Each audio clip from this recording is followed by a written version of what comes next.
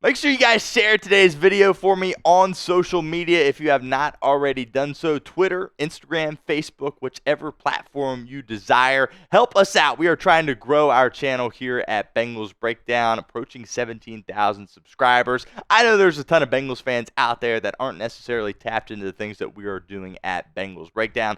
Let's change that. Share today's video for me right now. Our first question here from Brian says, Tee Higgins to the Texans, what's your opinion? Hashtag Bengals. Well, Brian, going into the 2024 season, I was okay with it being Tee Higgins' final season in Cincinnati. And then the season played out. And you saw how valuable Tee Higgins was to this Bengals offense. You knew how valuable he was, but then he really showed you again. And it really allowed his presence out there on the football field allowed Ja'Marr Chase to get that triple crown. Ja'Marr Chase is the best wide receiver in the National Football League, absolutely no doubt about it. But he doesn't win the triple crown if Tee Higgins is not out there. And then you heard the things that Joe Burrow and Ja'Marr Chase said about wanting Tee Higgins to be here for the long term, and Zac Taylor said it as well. So when your quarterback speaks like that and lets everybody know, hey, you don't want to get into a habit of letting really, really good players leave your building, I think he's going to be sticking with the Cincinnati Bengals. I think they're going to find a way to make this work. Yeah, would he be a great fit in Houston? Absolutely. He's the best, free agent or potential free agent wide receiver out there that could potentially be on the market here in 2025. But I think Cincinnati will find a way to give Ja'Marr Chase the supermax, right? Break the Brinks truck, make him the highest paid wide receiver of all time, and then also keep Tee Higgins on this roster. I just don't think they're going to let him slip away. From William House, will the Bengals take a tight end in the first round? It's an interesting question, William. Obviously, if Tyler Warren is sitting there on the board at that number 17 spot, you certainly want to think about it, right? But I just think you are so bad defensively, you have to take a defensive piece in the first round and not a project, a guy that you think can be an everyday or an every game starter, every snap starter for you, a majority of the snap starter for you.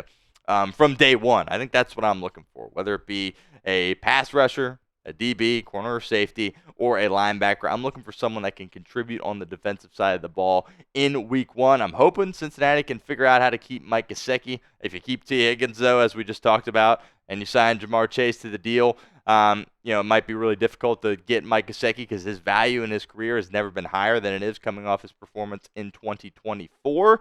But I would be surprised if Cincinnati took a tight end in the first round. I really think it needs to be defense. But if Tyler Warren's sitting there, you definitely have to consider it.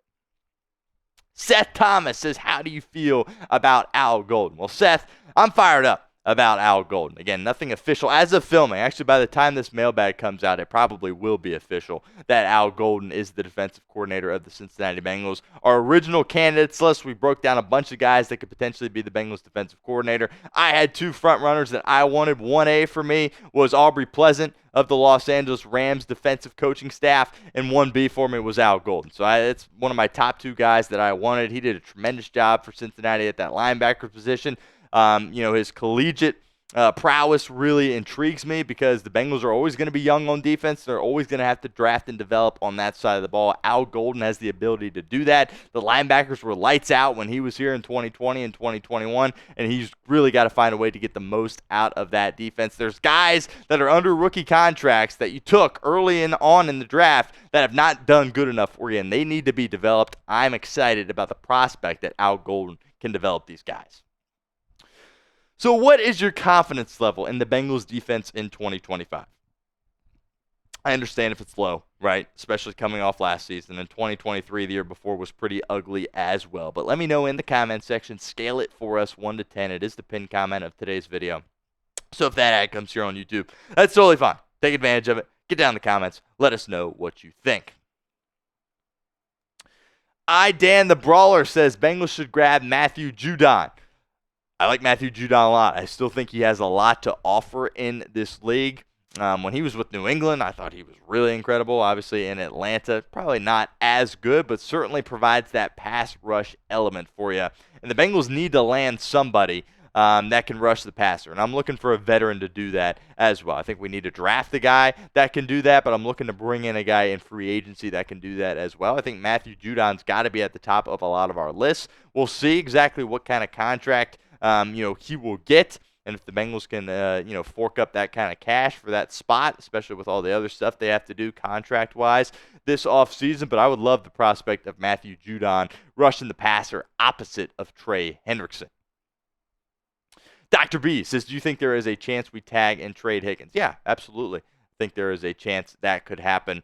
Look, they're not just going to let him be a free agent, right? If they're not going to, if they can't come to an agreement, I wouldn't be surprised at all if they tag him and buys him some more time through this process, right, to continue their negotiations. But there's no way they're just going to let him walk. That would be absolutely silly. So if Tee Higgins is not a Cincinnati Bengal in 2025, I think it will be because of a tag and trade.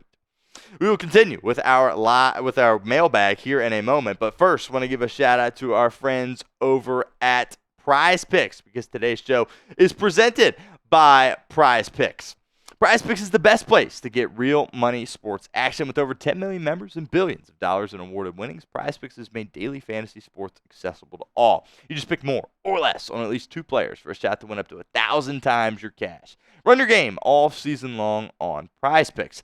The big game is almost here, and it's now or never. Don't miss out on the last football game of the season with Prize Picks, the best place to win cash while watching the big game.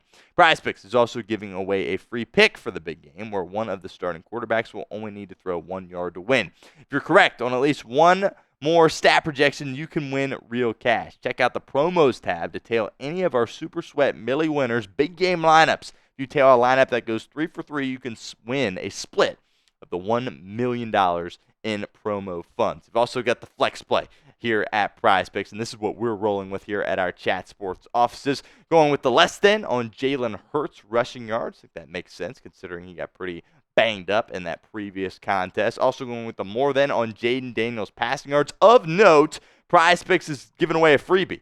Jayden Daniels only needs more than a half a passing yard as well. That is the freebie they're giving away for Conference Championship weekend, so make sure you get that into all of your Prize Pick slates as well. Also, going with the more than on James Cook rushing yards against the Kansas City Chiefs. I think it's time for Buffalo to get it done and go to their first Super Bowl. So that is the flex play. Really encourage you guys to check that out over at Prize Picks. So download the app today. Use code CLNS. Get $50 instantly after you play your first $5 lineup. Again, download the app. Use code CLNS. Get $50 instantly after you play your first $5 lineup. It's Prize Picks. Run your game. From Dalton Mitchell, what's your thoughts on James Pearce Jr.? Interesting. I think James Pearce Jr. is a guy that has a lot of talent, but I also kind of view him as a bit of a kind of a work in progress, more of a project. And that's not what I'm looking for with this Bengals first-round pick. I'm looking for a guy that can contribute immediately. James Pearce Jr. has the traits, but the production necessarily at Tennessee wasn't always there. In some of their biggest games this past season, I don't know if he exactly showed out. Did he really do much against Ohio State? No. Did he really do a ton against Alabama? Not so much either. So I think he's going to be available when you pick there at number 17. I personally would move off of him and go in a different direction. I'm looking for a guy that I have confidence in that can contribute in 2025. That, to me, is the number one priority for the Cincinnati Bengals. It's K1SWN. Do you think we will bring back Mike Hilton and Khalil Herbert? Good question. Interesting. For most of the season, as regards to Hilton, I would say no. But he really finished the season really strong, albeit against weaker competition. So we'll see. It comes down to whether or not he's going to be asking for too much money in free agency or not. For a while there, he really kind of struggled running with the receivers, and you're kind of watching him like, is this guy washed? And then the past couple of weeks, or the last couple of weeks of the season, he really turned up and kind of returned to form. So I think there definitely is a chance to bring back Mike Hilton. I would still probably lean no, to be honest with you. I just don't think they would do that. We'll see. Obviously, he's been a tremendous part of the Bengals' success in recent years. He's done a great job for this defense. Without Golden coming back, perhaps he would want a guy like Hilton to stay as a veteran. We will see. Khalil Herbert is also interesting. The Bengals, of course, traded for him at the trade deadline. I don't think he will be coming back either, to be completely honest with you. I think they've got a decision to make with Zach Moss. Let me rephrase that. They'll pick between one of the two, I think, Herbert and Zach Moss. They're not going to keep both of them. Chase Brown's your RB1 of the future, and I think they'll draft a running back in the later stages of the 2025 NFL draft. So between Herbert and Moss, I think they will keep one. We'll see. I think you'd save a lot more money if you Moss you would have to cut. He is not a free agent. I think they might cut Moss, and then if they do that, then Khalil Herbert very well could stay on this roster. Franklin Tomlinson, is Cincinnati going to regret firing Lou Anarumo? Ooh, good question here from Franklin. My answer to this question is no, because in the NFL, when you have such high expectations, Bengals came into the 2024 season with Super Bowl aspirations, and that was a realistic thing. And they didn't even make the playoffs. So when something like that happens, when you fall that short, you have to make serious change. So they had to do this, as far as I'm concerned. Now, I'm expecting Lou Anarumo to go to Indianapolis. He, of course, has been named the new Colts DC, and he's going to have success. They've got pieces all over that defense, and they've got a lot more veteran prowess on that defense. He's a great scheme guy, not necessarily a great developer. So I expect him to go to Indianapolis and have success. And, maybe Bengals fans are like, oh, why did we fire him? But it's just different. Bengals are going to always be young on defense and always need to develop. So I think he's going to have success in Indianapolis, but I don't think the Bengals are going to regret it because they absolutely had to make that move after the season that they had in 2024. And on top of it, your defense was bad in 2023 as well. Another opportunity for you guys to get involved with our show here at Bengals Breakdown. Will Lou Anarumo be successful with the Colts? I'm going to know what you guys think. Let me know in the comments section. Type Y for yes or N for no. Houday number 9 says, how do you think the division will shape up next season? I think it's always going to be Cincinnati and Baltimore. Obviously, I was wrong last year. It ended up being, Baltimore and Pittsburgh. But Pittsburgh's always going to be competitive. They're always going to win some games. They're always going to be around that 500 mark. But as far as teams that are real threats in the AFC, I think it is always going to be Cincinnati and Baltimore as long as Joe Burrow and Lamar Jackson are in place. So at this point, as we sit here, in late January asking about the following season, even though this season hasn't even wrapped up yet, I would say Bengals win the division. Ravens get a wild card. Steelers probably are fighting for a wild card that last week of the season, probably come up a little bit short. And Cleveland, well, they're Cleveland. Glacier says CTB is washed and talks too much for a washed player. Well, he's not washed. He's still under his rookie deal.